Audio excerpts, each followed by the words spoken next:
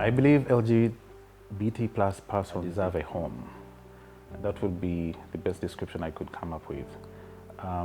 Most cases, we are born into families and we end up with chosen families.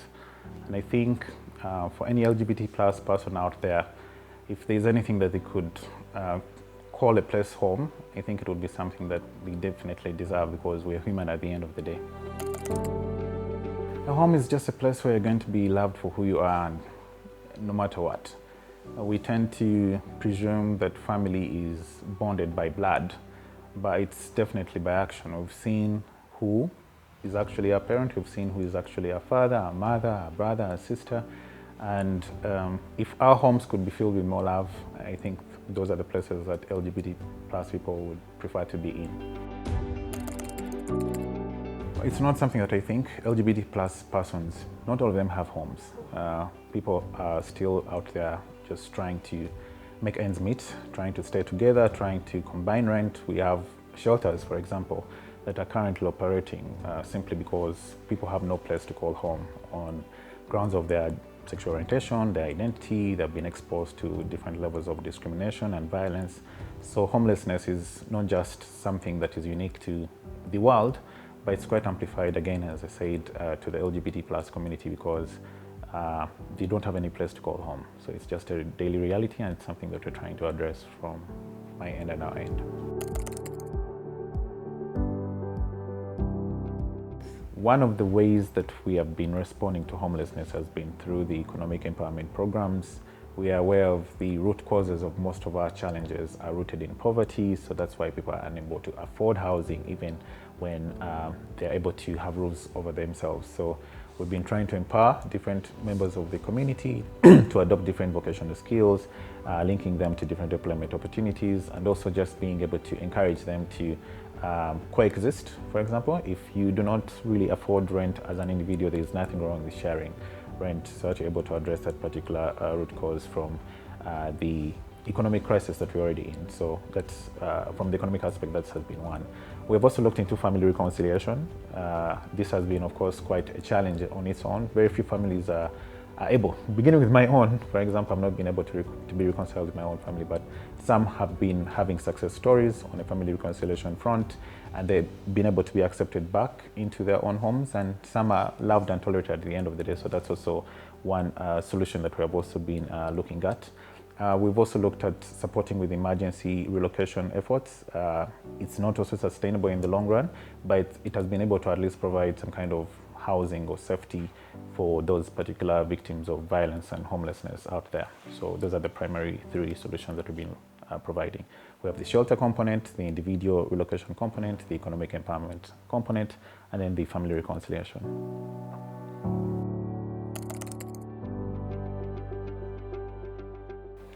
Shelters have always meant to be temporary.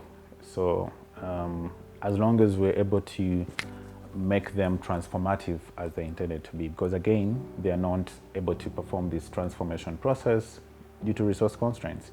If you're having about 20 people, you cannot begin thinking about an economic empowerment program before you provide their basic needs. So I think as a community, we need to work towards making them more transformation than they already are. They have more or less become parking lots because, again, what happens after the 3 months or after the 3 weeks if you do not have a standby transitioning program for them to embark on after that particular temporary period. So I think we can look at the transitioning programs as long as the shelters are processing these particular victims of violence and homelessness and being able to welcome in more sets or even expanding the number of shelters, because on a national scale, we're talking about over 20 or 25 shelters that are serving a population of maybe even 2,000 who could be homeless. So in a year, if we're receiving about 500 cases, you could find maybe 400 or 250 have been in the shelters, and then the others are what we've just managed to support with individual relocation support.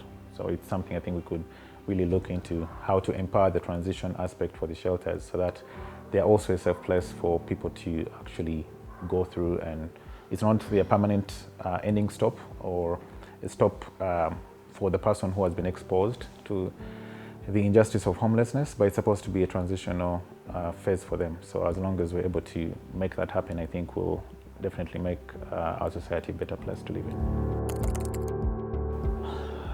Through this History Month, I would encourage, as a young activist, I think compromise is definitely going to be important. We've been in spaces before that we didn't think were in, and we've seen the power of allyship. I think it's something that we have to work with.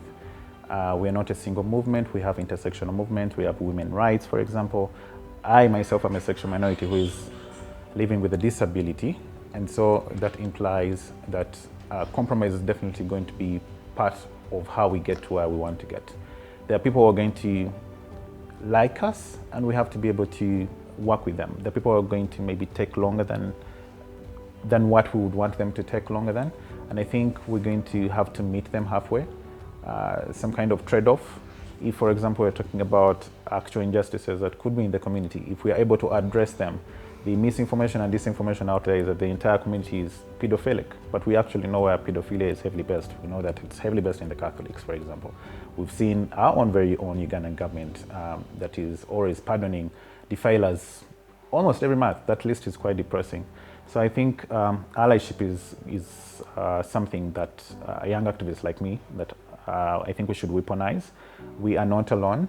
And as long as we're able to reach out to different people out there, they do not necessarily have to be gay, but if they're willing to make a world a better place with us, then we should be able to join hands and make it.